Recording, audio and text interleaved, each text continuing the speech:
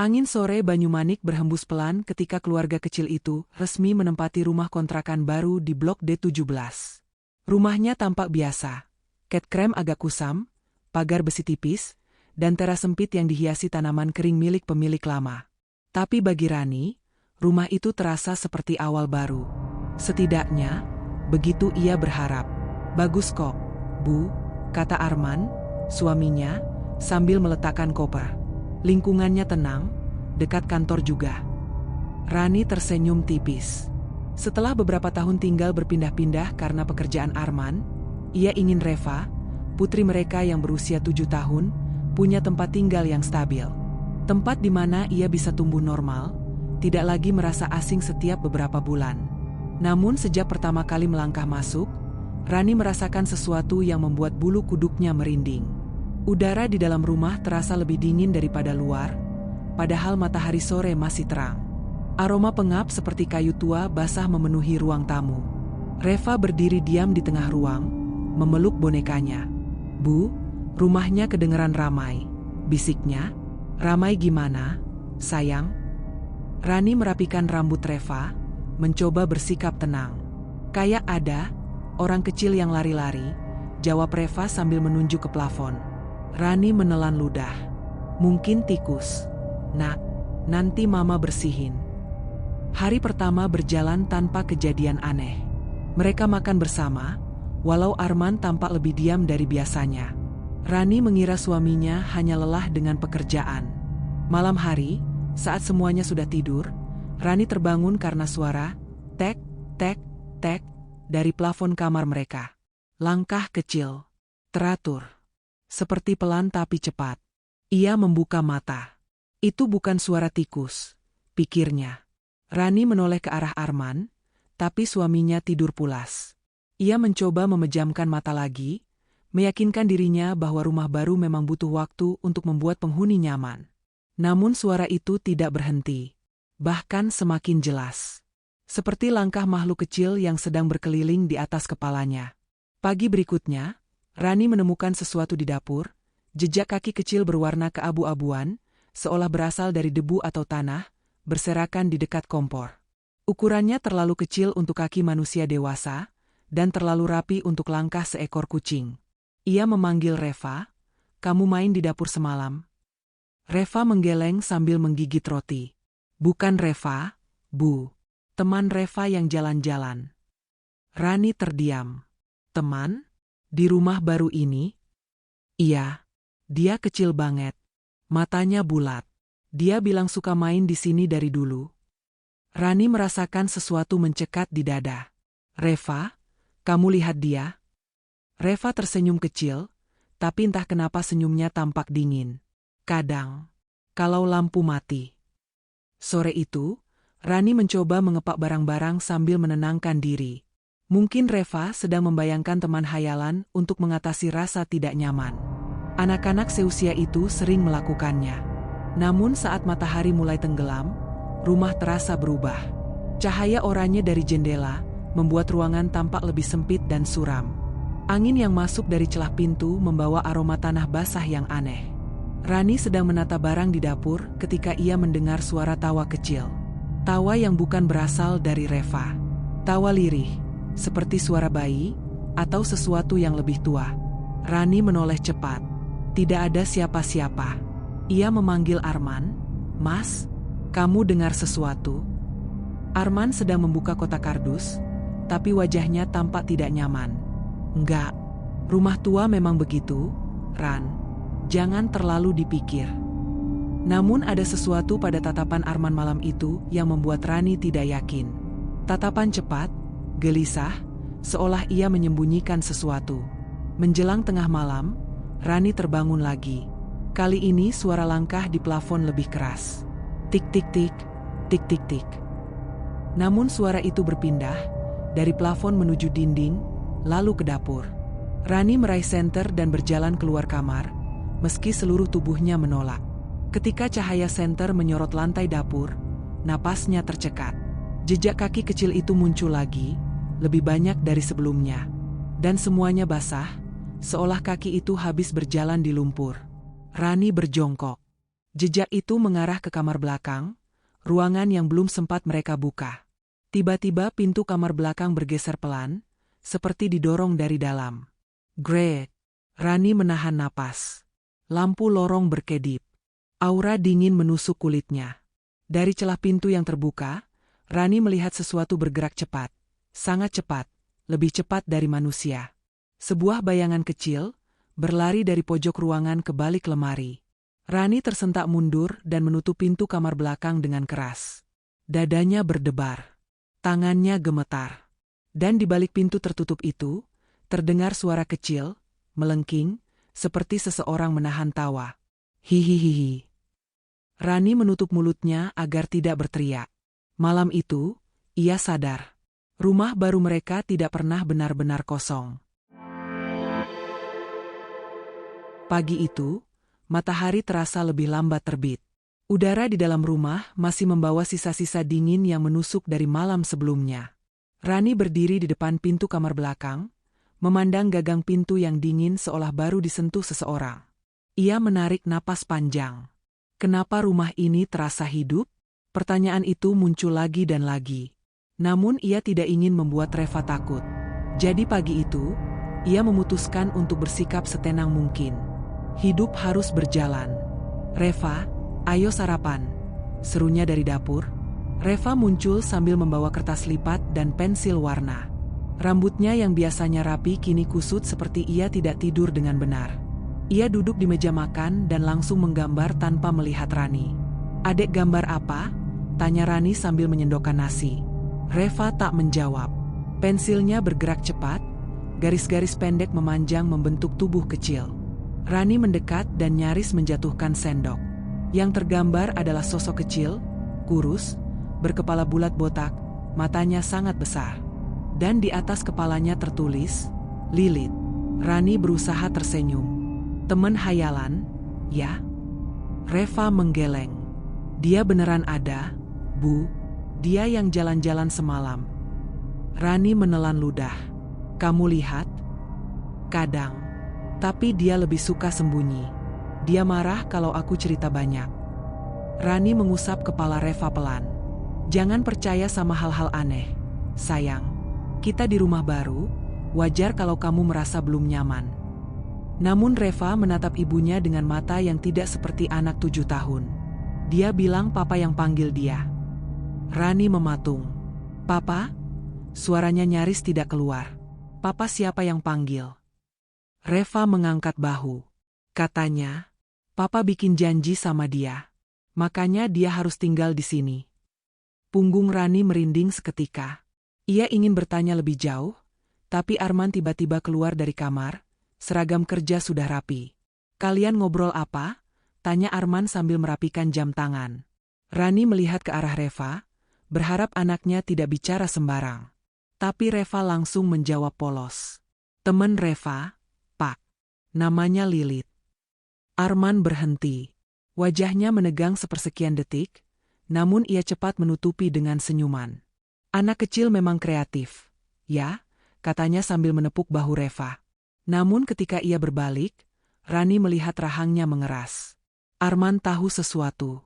Dan itu membuat dada Rani semakin sesak. Siang hari saat Arman bekerja, Rani memutuskan membereskan kamar belakang. Mungkin jika ia melihat ruangan itu di siang bolong, ketakutan semalam akan terasa seperti imajinasi berlebihan. Rani membuka pintu. Cahaya masuk, namun entah mengapa kamar itu tetap tampak lebih redup dari ruangan lain. Udara di dalam ruangan dingin seperti habis disemprot AC. Ia memeriksa lantai. Tidak ada jejak apapun. "Lihat, Ran," ia bicara pada dirinya sendiri. "Ini cuma kamar biasa." Ia mulai membersihkan lemari. Ketika pintu lemari dibuka, aroma aneh tercium, campuran kapur barus yang basi dan sesuatu seperti tanah kuburan. Di sudut lemari, ia melihat goresan, garis-garis kecil seperti bekas kuku. Rani memegang goresan itu. Ini bukan bekas tikus. Tiba-tiba terdengar suara lirih. Krik, krik, krik. Suara kuku, menggaruk kayu, dari dalam lemari. Rani langsung menutup pintu lemari dengan keras. Napasnya terengah. Ia hampir lari keluar ketika Reva muncul di pintu kamar. "Bu," suara Reva pelan. "Dia suka main di lemari." Rani memeluk Reva. "Reva, jangan di sini. Ini bukan tempat main." Reva malah tersenyum samar. Dia bilang, "Dia suka mama.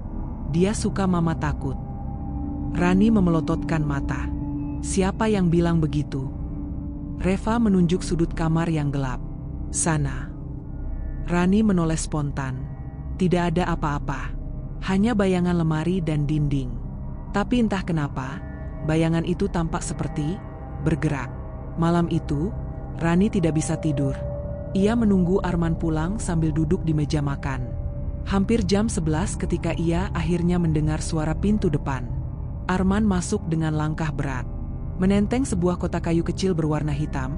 Bentuknya sangat tua dan tidak wajar dibawa pulang malam-malam. Rani langsung bangkit. "Mas, itu apa?" Arman terkejut, lalu wajahnya berubah defensif. "Kerjaan," jawabnya singkat. "Kerjaan apa butuh kotak aneh begitu?" "Ran, jangan ikut campur." Rani memeluk tubuhnya sendiri. Reva ngomong sesuatu yang Mas harus dengar. Dia bilang ada makhluk kecil di rumah ini. Dan katanya Mas yang panggil dia. Arman memejamkan mata seolah menahan sesuatu. "Ran, tolong jangan bahas itu lagi. Jangan buat masalah besar." "Mas nyembunyiin apa?" Suara Rani pecah. "Apa yang sebenarnya Mas lakukan?" Arman tidak menjawab. Ia hanya memegang kotak hitam itu lebih erat, lalu masuk ke kamar sambil mengunci pintu. Rani berdiri terpaku.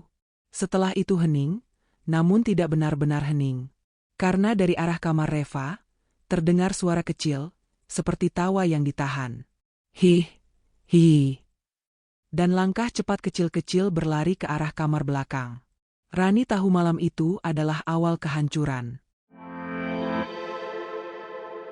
Di rumah yang tampaknya biasa, ada hal-hal yang tidak bisa dilihat semua orang. Apa yang sebenarnya terjadi di keluarga ini? Jangan lupa tulis pendapatmu di komentar dan subscribe, agar kamu tidak ketinggalan bagian 3 yang jauh lebih mencekam. Malam itu Rani terjaga berjam-jam. Lampu ruang tengah masih menyala, tapi bayang-bayang di sudut ruangan terasa bergerak sendiri. Setelah pertengkaran singkat dengan Arman, ia tidak berani tidur. Bukan karena suaminya, tapi karena sesuatu lain yang berkeliaran di dalam rumah. Jam menunjukkan pukul 1.17 ketika ia mendengar suara kecil dari arah kamar Reva. Suara langkah, cepat, ringan, seperti seseorang berlari dengan kaki mungil. Tik tik tik tik. Rani berdiri, menahan napas. Langkah itu berhenti tepat di luar pintu kamarnya. Tidak boleh dibiarkan. Aku harus pastikan Reva aman. Ia membuka pintu perlahan. Lorong gelap. Lampu kecil di ujung lorong berkedip-kedip, seolah kehabisan tenaga. Rani berjalan menuju kamar Reva, memaksa dirinya tetap tenang. Ketika membuka pintu kamar anaknya, matanya langsung membesar. Reva duduk di kasurnya, menatap jendela dengan mata terbuka lebar. "Reva?" panggil Rani dengan suara gemetar. Reva menoleh. Dia bilang mama harus hati-hati di kamar belakang. Rani merinding sampai ke tulang. "Kamu bicara sama siapa?" Reva menunjuk ke sudut kamar gelap. "Mama nggak bisa lihat, tapi dia lihat mama." Rani memeluk Reva erat. "Udah, sayang, tidur sama mama malam ini." Saat mematikan lampu kamar Reva, Rani sempat melihat sesuatu bergerak cepat di balik tirai jendela. Seperti kepala kecil tanpa rambut yang melintas sekejap. Rani cepat-cepat menutup pintu. Pagi hari, suasana rumah terasa seperti habis dilanda badai. Arman bangun telat, wajahnya pucat, matanya sembab seperti kurang tidur berminggu-minggu. Rani memperhatikan suaminya pelan. "Mas," ucap Rani hati-hati. "Kita harus bicara. Tentang kota itu, tentang Reva, tentang suara-suara di rumah ini." Arman meletakkan roti bakarnya dengan kasar. "Ran, aku udah bilang, jangan urusin hal yang bukan urusanmu. Kalau menyangkut anak kita, itu urusanku." Suara Rani pecah. Arman mengusap wajahnya keras-keras. "Kamu nggak ngerti. Kamu nggak akan pernah ngerti." Rani mendekat. Kalau Mas nggak jelasin, gimana aku bisa ngerti? Arman menatap Rani lama, terlalu lama, seolah sedang mempertimbangkan sesuatu. Namun akhirnya ia bangkit dan mengambil tas kerjanya. Aku harus berangkat, ucapnya pendek. Jangan buka kamar belakang. Jangan sentuh apapun. Rani memegang lengan Arman. Mas, apa yang Mas sembunyikan? Arman melepaskan tangannya. Aku lakukan ini untuk kita. Untuk masa depan Reva. Percayalah, jalan ini cuma sementara. Dan ia pergi. Rani berdiri terpaku. Jalan ini? Jalan apa? Siang harinya, setelah mengantar Reva sekolah, Rani masuk ke kamar Arman. Ia harus menemukan kotak hitam itu. Kotak itu adalah kunci semuanya.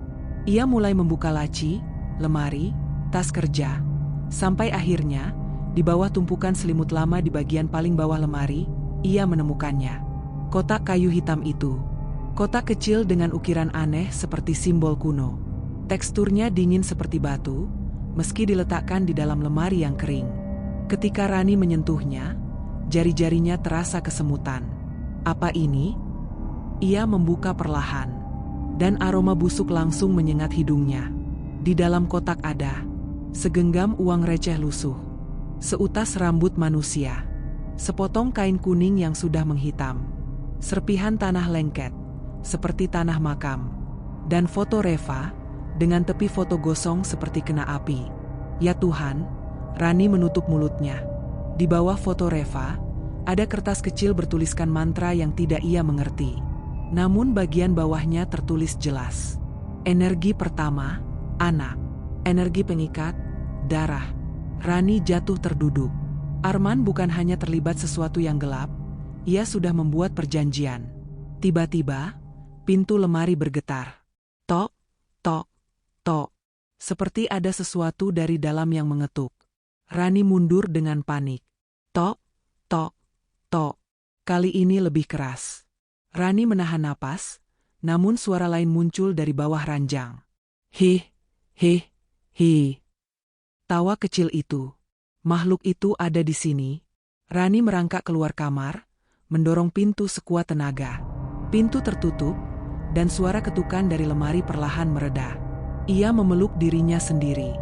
Ini bukan halusinasi. Bukan imajinasi Reva. Bukan suara rumah lama. Makhluk itu nyata. Dan Arman memanggilnya.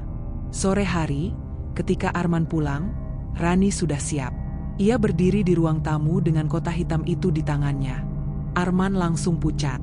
Rani, kenapa kamu sentuh itu? Mas sudah sejauh apa? Apa Mas mau korbankan Reva? Ran, kamu nggak tahu. Arman mendekat. Kamu nggak lihat betapa hidup kita selalu susah. Aku cuma cari jalan supaya kita bisa lebih baik. Aku cuma mau. Dengan memanggil makhluk itu, Arman membeku. Rani menatap suaminya dengan mata berair. Aku lihat isi kotaknya. Aku dengar suara langkah kecil di plafon. Aku lihat bayangan itu, Mas. Kamu bilang ini demi keluarga? Ini justru menghancurkan keluarga.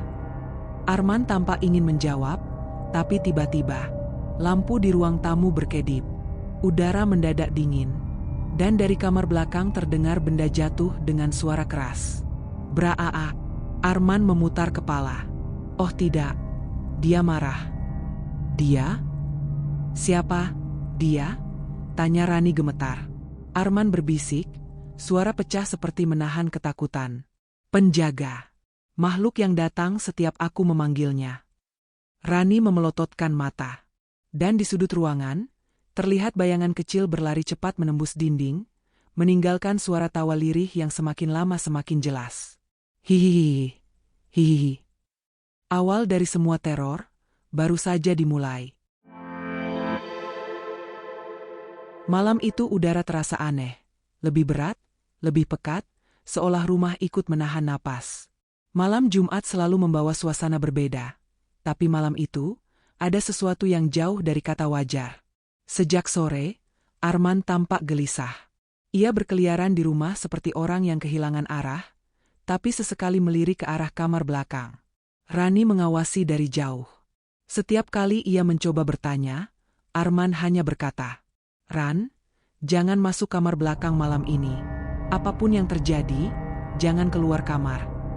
Nada suaranya seperti perintah atau ancaman. Rani memeluk Reva lebih erat malam itu. Anak kecil itu terlihat pucat, lingkar matanya hitam, tubuhnya dingin seperti baru keluar dari lemari es. "Reva, kamu sakit." Rani menempelkan tangan ke dahi anaknya. Reva menggeleng pelan. Tadi, dia main sama Reva. Rani terkejut. "Siapa?" Reva menatap sudut lorong yang gelap. "Teman kecil itu. Dia bilang mau ikut papa." Rani memeluk Reva dengan keras. "Cukup. Jangan bicara sama dia lagi." Reva tidak menjawab, tapi ia tersenyum tipis. Senyum yang tidak pantas keluar dari wajah anak kecil. Senyum yang membuat Rani menggigil. Pukul 23.50. Suara pintu kamar belakang berderit pelan.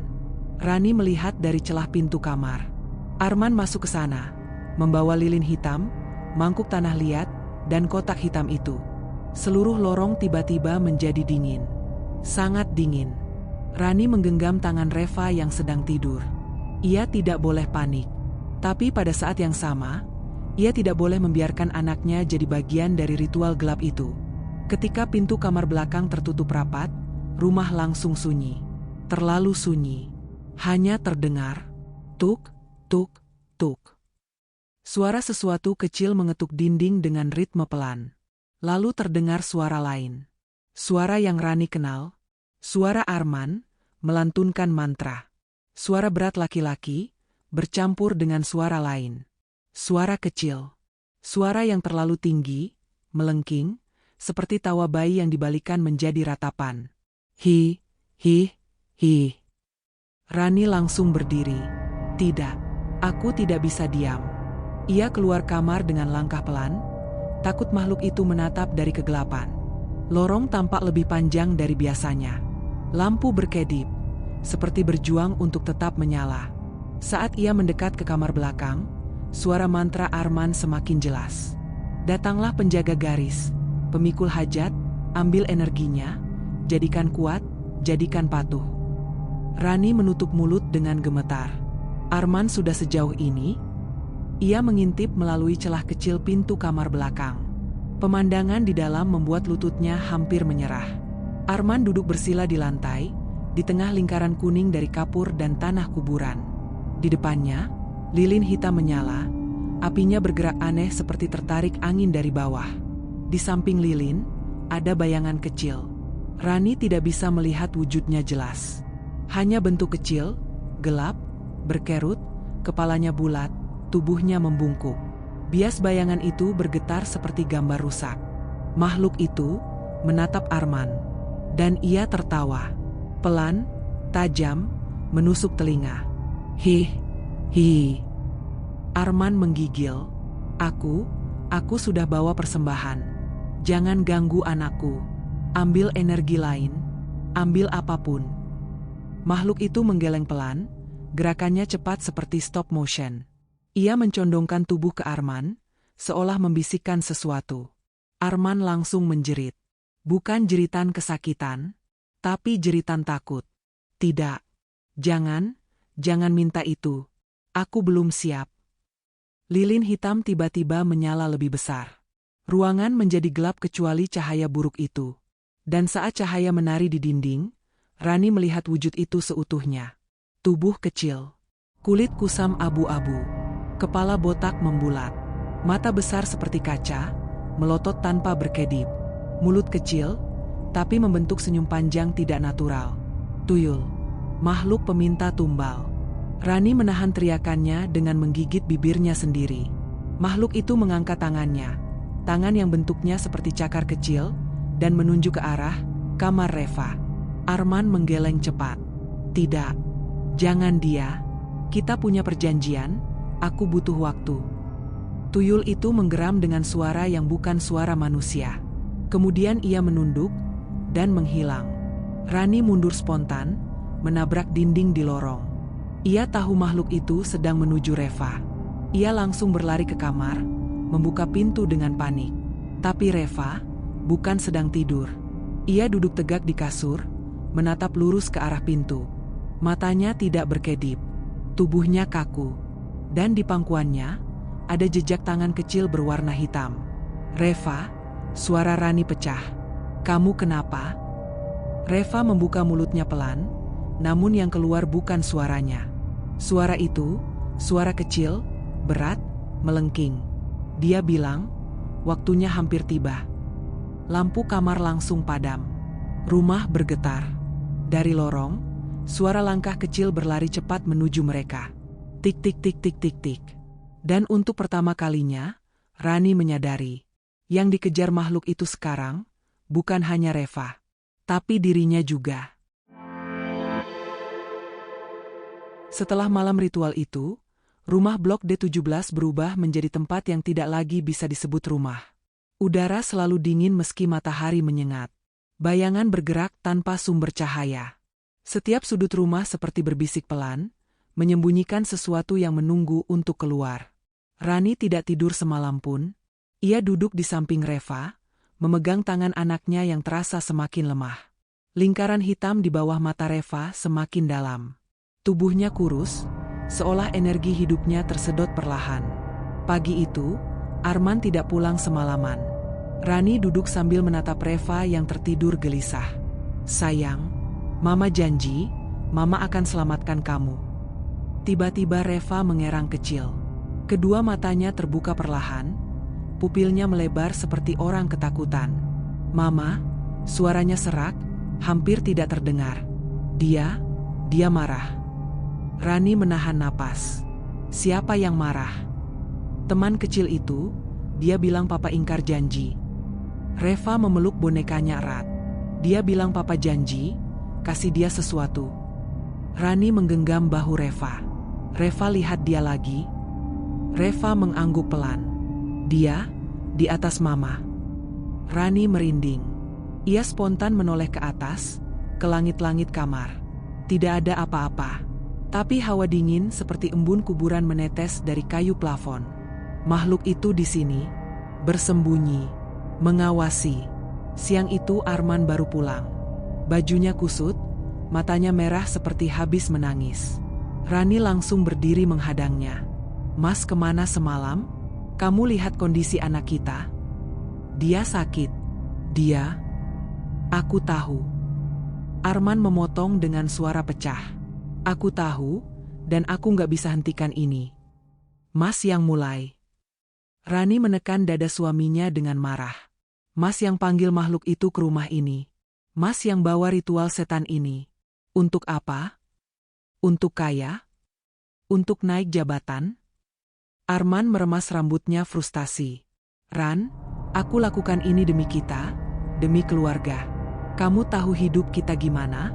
Hutang, tekanan, kebutuhan anak, pekerjaan yang gak ada naik-naiknya. Aku cuma ingin semuanya lebih mudah." Dengan mengorbankan Reva, Rani menjerit. Arman terdiam.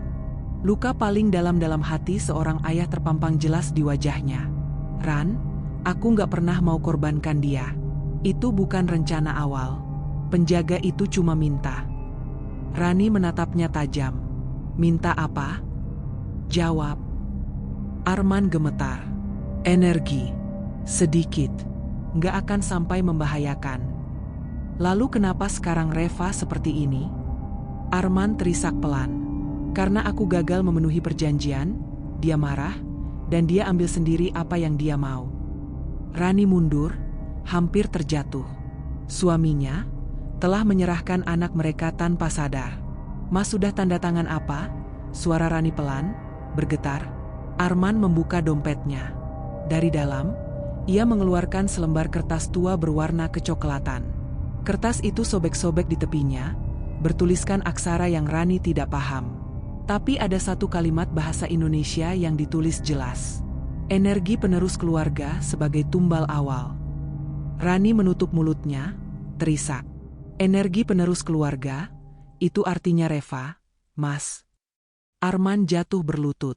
"Ran, aku bodoh.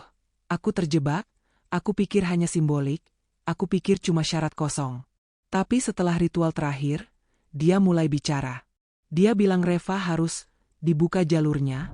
Itu tahap berikutnya. Dibuka jalurnya? Rani mengulang. Apa maksudnya? Arman menelan ludah keras. Darah, sedikit darah harus diberikan sebagai ikatan. Setelah itu, dia akan menganggap Reva miliknya. Rani mundur sambil memeluk dirinya. Tidak, tidak. Mas tidak akan melakukan itu. Mas tidak boleh sentuh Reva. Aku nggak mau. Arman mengangkat tangan.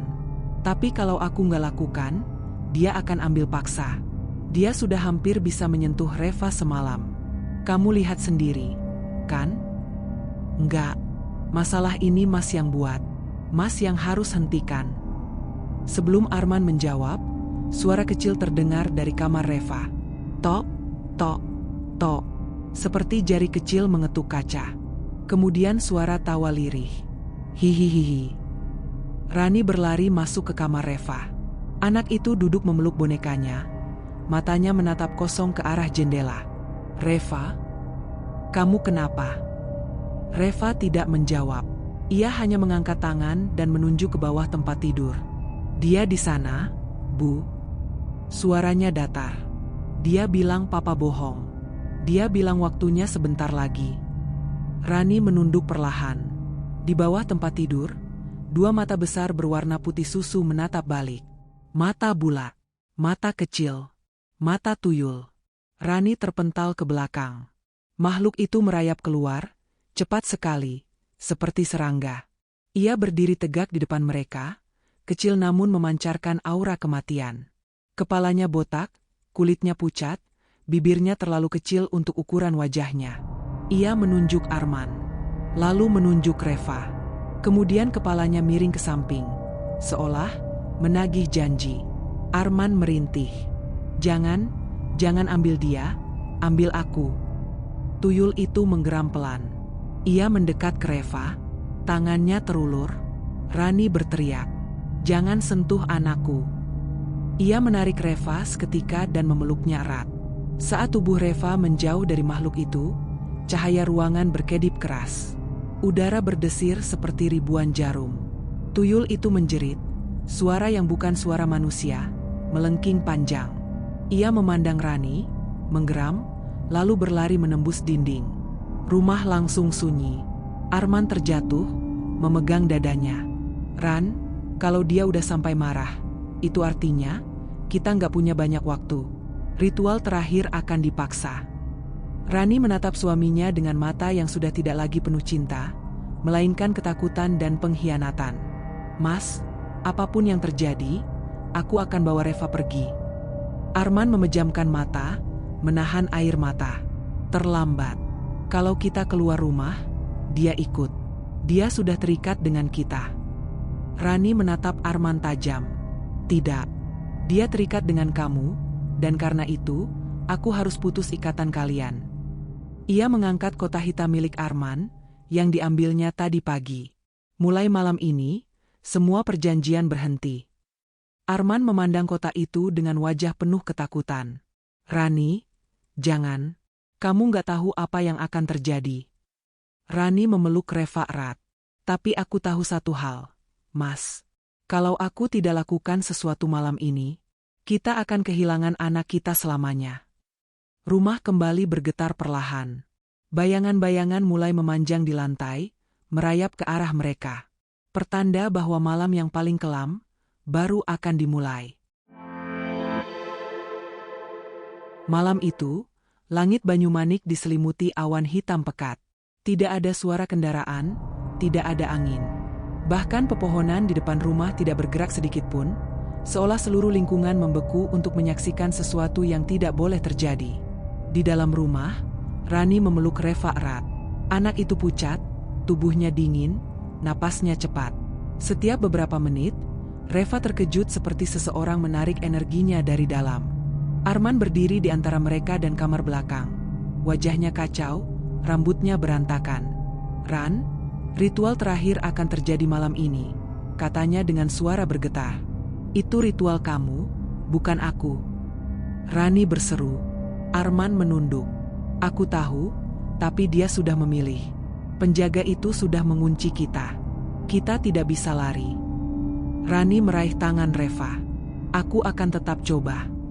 Tiba-tiba lampu rumah padam. Blip. Rumah tenggelam dalam kegelapan total. Dan dari arah plafon terdengar suara langkah-langkah kecil, lebih banyak dari biasanya. 1 langkah, 2 langkah, 3, 4, 5. Langkah-langkah itu seperti pasukan kecil berlari ke segala arah.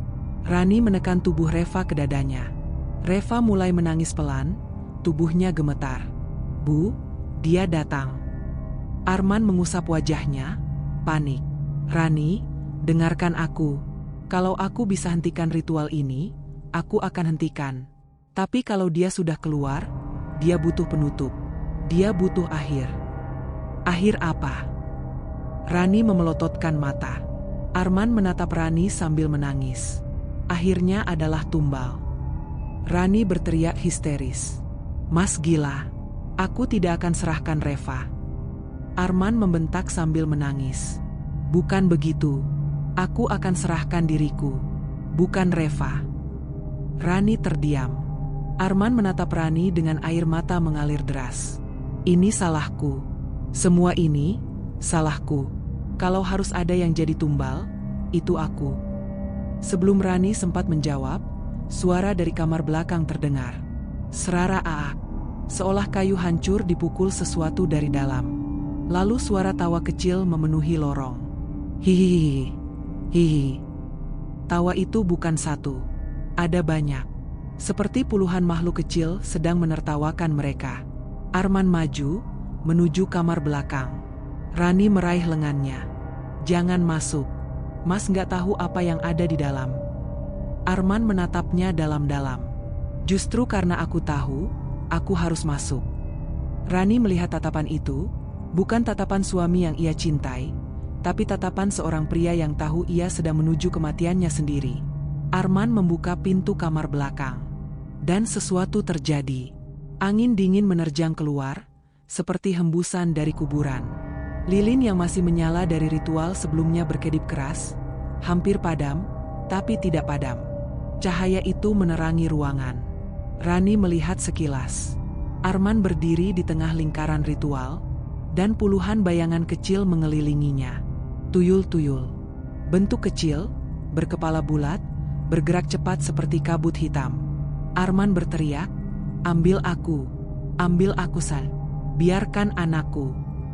Makhluk yang memimpin, Lilith, muncul di depan Arman. Ia tersenyum, senyum yang panjang, retak, dan tidak wajar. Ia mendekat ke Arman. Tangan kecilnya menyentuh dada Arman. Rani menjerit, Arman. Namun saat ia hendak maju, lantai bergetar. Lorong bergeser. Rumah seperti berubah bentuk.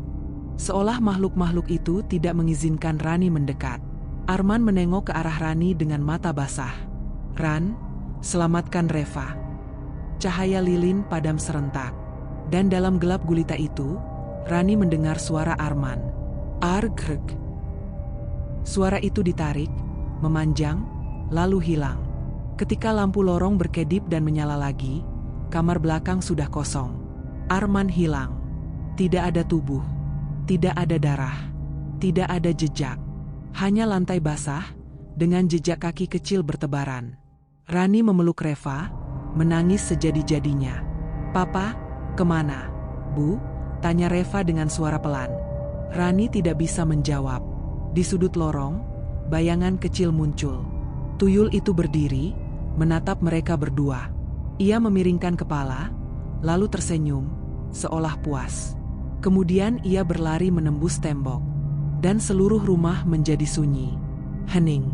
Matinya semua suara. Fajar datang akhirnya. Rani mengemasi semua barangnya.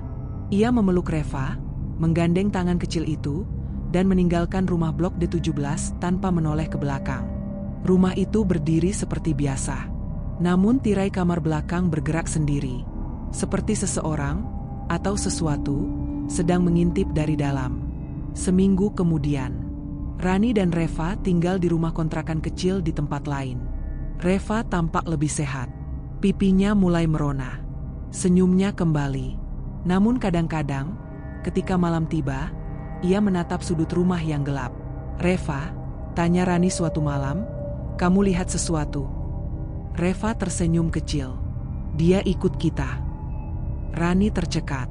"Siapa?" Reva menunjuk ruang tamu yang remang-remang. "Teman kecil itu, dia bilang mau jaga kita sekarang.